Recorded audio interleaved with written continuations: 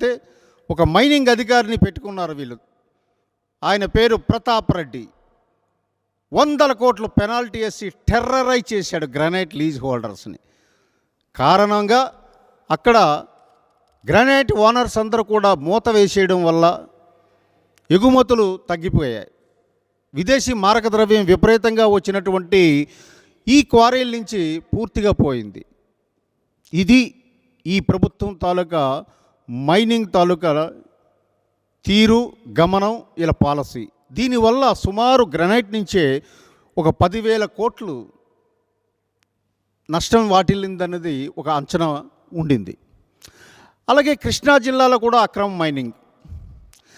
National green tribunal మొట్టికాయలు వేసినా సరే ఇదేం పట్టించుకోదు ఈ ప్రభుత్వం.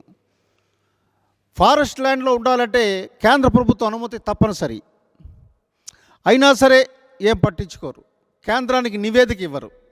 అనేక సందర్భాల్లో కేంద్రం ఈ అటవీ భూముల్లో తవ్వకాల గురించి లాటరైట్స్ కానీ లేదంటే గ్రావిల్ కానీ రిపోర్ట్స్ అడిగితే ఏ రోజు ఇచ్చిన దాఖలాలు లేవు ఈ ప్రభుత్వానికి.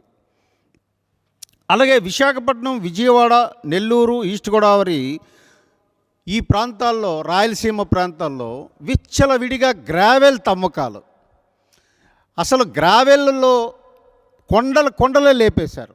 ఉదాహరణకి అనకాపల్లి జిల్లాలో బయ్యారం ఏరియాలో గుడివాడ అమర్నాథ్ ఆయన లేఅవుట్ వేసిన దగ్గర 2 కొండలు తినేశారు ఈ వైసీపీ నాయకులు. 2 కొండల్లోంచి వచ్చినటువంటి గ్రావెల్ మీద సీనరేజీ సెస్ ప్రభుత్వ ఆదాయం కోల్పోయేతో పాటు కొండల్నే పర్యావరణానికి నష్టం కలిగించారు.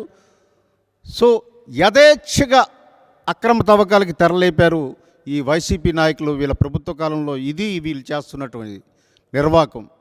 అలాగే స్టోన్ క్రషర్స్ చాలా ఉన్నాయి మన రాష్ట్రంలో.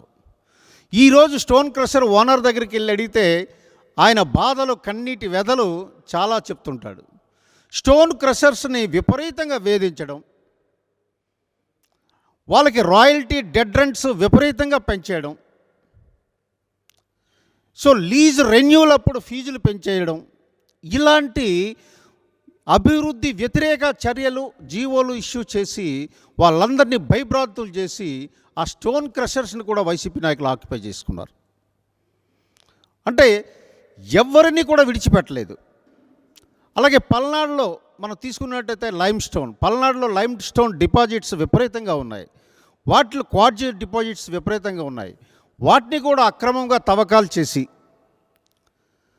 వాటిని కూడా గవర్నమెంట్ రెవెన్యూతో పాటు బ్లాక్ మనీ ప్రొడ్యూస్ చేస్తూ చట్టము న్యాయం లేకుండా వీళ్ళు యథేచ్ఛగా ప్రభుత్వ దోపిడీ. ఇది యాక్చువల్గా ప్రభుత్వం ఎవరైనా పౌరులు ఎవరైనా దోపిడీ చేస్తే కట్టడి చేయవలసిన ప్రభుత్వమే దోపిడీ చేసింది.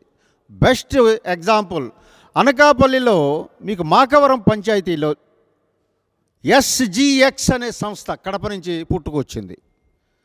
ఆ సంస్థ ఒక క్రషర్ పెట్టి పంచాయతీ అనుమతులు లేవు, పొల్యూషన్ కంట్రోల్ బోర్డు క్లియరెన్స్ లేదు, మైనింగ్ అనుమతులు కూడా ఇంకా గ్రాంట్ కాకముందే ప్రొడక్షన్ స్టార్ట్ చేసింది. అక్కడ ఒక మన జనసేన పార్టీకి చెందినటువంటి ఒక యాక్టివిస్టు అడ్డుకొని హైకోర్టులో కేసు వేస్తే అది ఆగింది.